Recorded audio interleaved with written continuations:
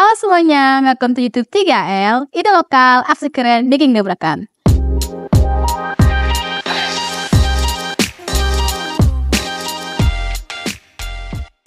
Nah, jadi kita masuk ke sharing sectionnya 3L bercerita, berbagi cerita dan inspirasi untuk mahasiswa. Nah, jadi kita dapat salah satu cerita dari Ibu Faria Astuti Fajar, merupakan dosen dari Fakultas Ekonomi yang memiliki cerita tentang mahasiswa. Nah, judulnya itu Obituari Ari Apriyadi, mahasiswa pekerja itu telah pergi.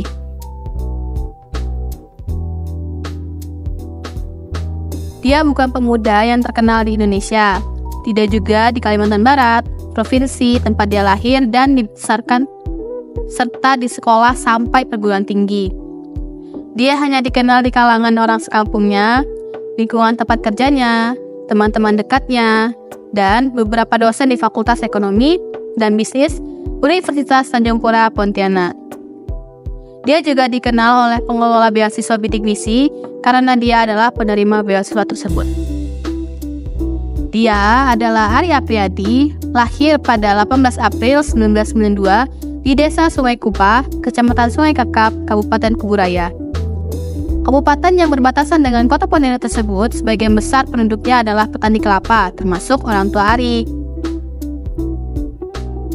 Berbeda dengan pemuda kebanyakan di kampungnya, Ari melanjutkan sekolah sampai ke perguruan tinggi. Sejak sekolah menengah atas, Ari bersekolah di kota. Dia juga bekerja bukan hanya untuk memenuhi keperluan hidupnya, tetapi juga keluarganya. Karena jarang pulang kampung, beberapa orang di kampungnya itu menganggap Ari itu seorang yang sombong. Namun, sang Halik punya rencana lain. Penyakit leukemia merenggut nyawanya pada usia 24 tahun. Ari merupakan anak keempat dari 6 bersaudara. Tak sempat membuat orang tuanya bangga dengan gelar sarjananya, walaupun dia sudah mulai mempersiapkan proposal sebagai langkah awal penulisan skripsinya. Di tengah duka yang dialami keluarga, Abang Ari mengatakan, pergian Ari memperlihatkan kepada penduduk desa bahwa Ari bukanlah orang yang sombong, seperti yang diduga oleh masyarakat sekitar. Hal ini tercermin dari banyaknya pelayat dari kota yang mendatangi rumah duka di kampung kelahiran Ari. Mereka antara lain adalah teman-teman kuliahnya, teman bekerja, wakil tempatnya bekerja, dan fakultas tempatnya berkuliah. Kisah hidup Ari dapat memberikan inspirasi kepada masyarakat, di antaranya hanya yang menuntut orang tuanya yang tak selalu berkecukupan untuk hidupnya. Ketika SMA, Ari tinggal dengan kakak perempuannya di Sungai Kakap, ibu kota Kecamatan Sungai Kakap. Kakaknya membuka warung yang menjual kebutuhan sehari-hari, antara lain minyak tanah. Ari membantu kakaknya membeli minyak tanah di pangkalan minyak tanah beberapa kali dalam seminggu dan mendapat upah dalam pekerjaannya tersebut. Setelah tamat SMA, Ari tidak langsung berkuliah di perguruan tinggi, tetapi bekerja di hotel yang cukup besar di pusat kota Pontianak sebagai pekerja casual. Tugasnya antara lain adalah mempersiapkan ruangan, termasuk mengatur kursi dan meja, dan sebagainya, untuk pertemuan dan acara yang diselenggarakan di hotel. Kali ini, dia tinggal di rumah bibinya di pinggiran kota Pontianak. 2 tahun kemudian, barulah Ari berkuliah dan mendapat beasiswa Bidik Misi. Ari tetap terus bekerja di tempat yang sama. Dia bekerja setelah kuliah, yaitu dari jam 3 sore sampai jam 11 malam. Tak jarang, dia ditugaskan bekerja sampai jam 1 malam dan kembali bekerja pada pukul 8 pagi. Tergantung dari banyak tidaknya kerja di hotel. Ketika semester 3, Ari berhenti bekerja dan lebih berkonsentrasi pada kuliah. Namun, karena terbiasa hidup mandiri, Ari mencari pekerjaan kembali. Kali ini, dia bekerja sebagai karyawan usaha laundry dengan upahnya itu sebesar 400.000 per bulan. Dia bekerja di sini lebih karena boleh tidur di tempat laundry sehingga dia tidak perlu tinggal di rumah bibinya. Setelah 6 bulan namanya bekerja pada usaha laundry, Ari berhenti bekerja. Dia sempat menganggur sekitar 3 bulan dan kembali tinggal di rumah bibinya. Dia kemudian kembali bekerja di hotel yang cukup besar di pusat kota Pontianak. Masih sebagai pekerja casual, jam kerjanya juga sama dan kadang tak menentu seperti pada hotel sebelumnya. Untuk memudahkan, Ari ngekos di rumah yang dekat dengan tempatnya bekerja.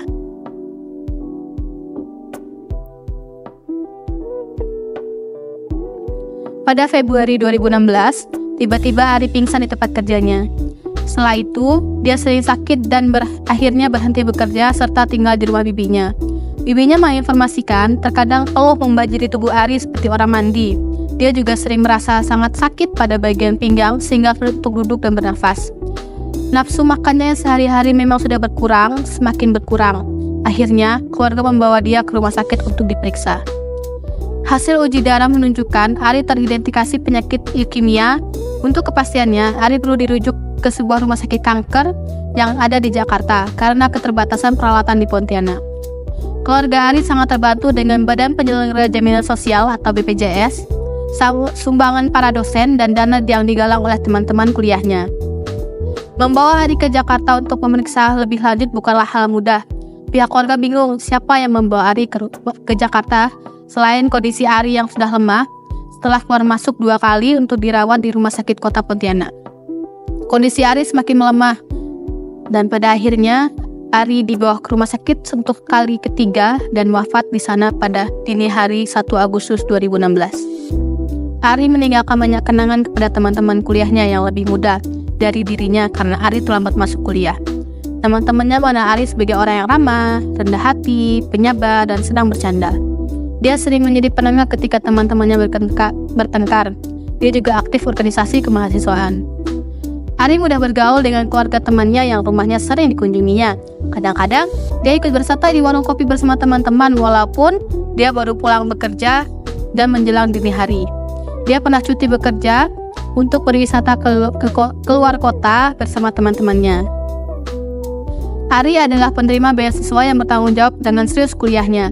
Teman-teman menuturkan, Ari selalu bertanya, kapan kita mengerjakan tugas kelompok yang dimaksudkan. Sementara teman-teman yang lain hanya bertanya apakah tugasnya sudah selesai. Kalau sudah, aku yang ngeprint. Ari sering membantu temannya yang sedang kesulitan. Tak jarang dengan kendaraan motor sederhananya, dia menjemput temannya yang tak punya kendaraan untuk kuliah, walaupun rumah si teman itu cukup jauh dari tempat tinggalnya dan kampus. Dia mau meminjamkan setengah dari uangnya yang tinggal 50.000 kepada teman yang sangat membutuhkan. Dia juga mau mencarikan pekerjaan sampingan di tempatnya bekerja untuk temannya yang sangat membutuhkan pekerjaan.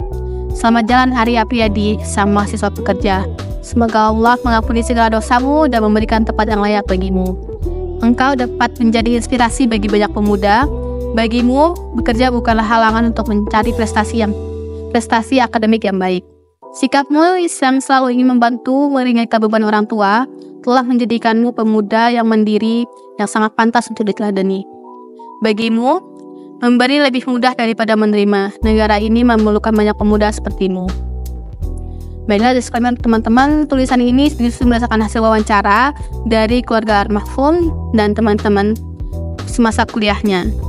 Nah, jadi kan seperti yang kita ingat bahwa kesehatan itu sangat penting bagi teman-teman semua yang sedang menjalani kuliah. Jangan lupa menjaga kesehatan. Jika kalian sakit, mungkin kalian bisa periksa dulu dan memastikan bahwa penyakit itu tidak berbahaya. Dan untuk teman-teman, jangan pernah menyerah karena kuliah itu adalah pilihan kita. Mungkin ini berat, tapi kita harus mencobanya untuk ini jalanku untuk berkuliah gitu. Jadi semangat untuk teman-teman mahasiswa di luar sana. Semoga kisah ini menginspirasi bagi kita semua. Bye-bye. Terima kasih.